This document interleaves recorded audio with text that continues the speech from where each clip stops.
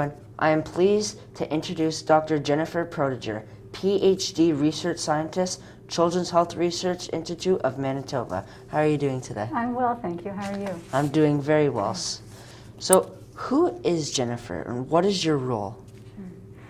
Thanks so much for inviting me to be here today. I'm Jennifer Produjer, and I am, my official title is Assistant Professor and Endowed Research Chair in Allergy, Asthma, and the Environment, and that's at the Department of Pediatrics and Child Health in the University of Manitoba. And I'm also a research scientist here at CRIM, the Children's Hospital Research Institute of Manitoba. And how did you learn to do what you do? Well, I'd like to think that I was born into it. So I was born in the mid-'70s, and that was at a time when food allergy just wasn't very common. Right. And so I always had this interest in nutrition. And my first degree, in fact, is in human nutritional sciences. But it was during that time that I was had the opportunity to do an undergraduate thesis in nutrition, and I really loved the process of nutrition. So from there, I did a master's degree, in fact, here at CRIM in association with the Department of Human Nutritional Sciences at the University of Manitoba, and then a PhD in Applied Health Sciences, again, here from the U of M. And then I spent a number of years overseas where I did some postdoctoral training in allergy and epidemiology, so research methods.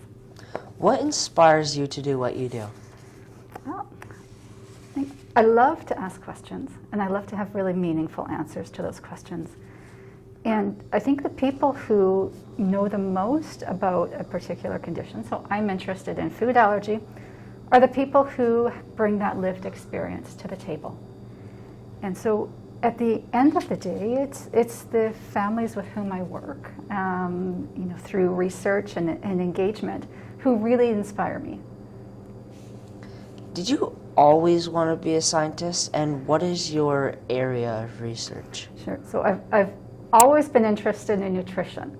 And as I mentioned, I was born at a time when food allergy wasn't so common. But I sort of came to the scientist part a little bit later. It took me a while to sort of carve that path out. Why is research so important? So I research allergy, and more specifically food allergy, although I do some work in other allergic conditions as well. And so a food allergy occurs when the body's immune system identifies something that a person eats, and it reacts in a way that most individuals wouldn't react to a food, say a peanut or eggs or milk or something like that. And so we know that there are about 300,000 kids in Manitoba, on average, let's say.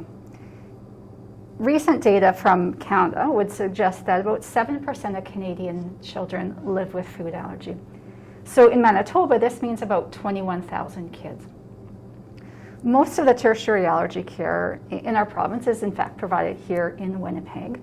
And a lot for all of the kids who are affected, these children typically, and their families as well, need to avoid the foods to which they're allergic.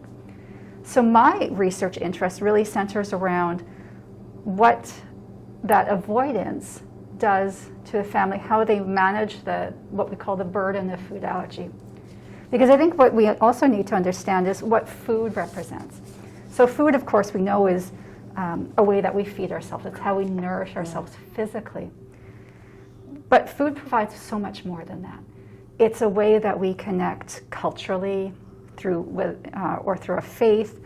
It's a way that we celebrate or which we grieve. And so when we add food allergy to that mix, sometimes there's a disconnect, or there's it doesn't quite fit together how the food allergy and the meaning of food, broader meaning of food, really interacts with each other. So I want to learn more on how we can improve the quality of life and various other things for families with food allergy. What would you tell kids and families who might want to get involved in child health research in their own communities? So as a researcher, it's my goal to ask questions that provide solutions or to improve the quality of life or the outcomes for family with food allergy. But I firmly believe the people who have the best questions are the people who have that lived experience. And so if you're interested in getting involved in research, regardless of what area of research, whether it be food allergy or diabetes or anything else, be confident in knowing that you, the person who is interested, who has that interest, who has that passion, those types of questions are really important to ask. So be confident in getting involved with community organizations or reaching out to a researcher who has interests that at least somewhat align with yours. And, you know, in research speak, we call this patient engagement or patient partnership. But we know that those types of relationships that we have with the community culminate or, you know, result in asking questions that provide the most meaningful answers and that have the most benefit to the communities that we serve. What is your favorite thing about working at CRIM? Sure. So I'm a research scientist. I have expertise in study design and research methods and in a food allergy. But I am definitely not an expert in human resources or in finance or administration or anything in communications. And what CRIM offers is a means by which to have access to experts in those spaces so that my research team and I can really focus on understanding more about food allergy and improving outcomes for families who are affected. How can people support CRIM? So, one of the best ways folks can support CRIM is by going to drgoodbear.ca. There's all kinds of different activities there, whether it be getting involved through donations or learning about various activities that are happening throughout the course of the year. I would direct them directly to goodbear.ca. Okay, and we've come to the end of our interview. Thank you so much for joining. I had a lot of fun, and it was a great interview. Thank you so much for the opportunity.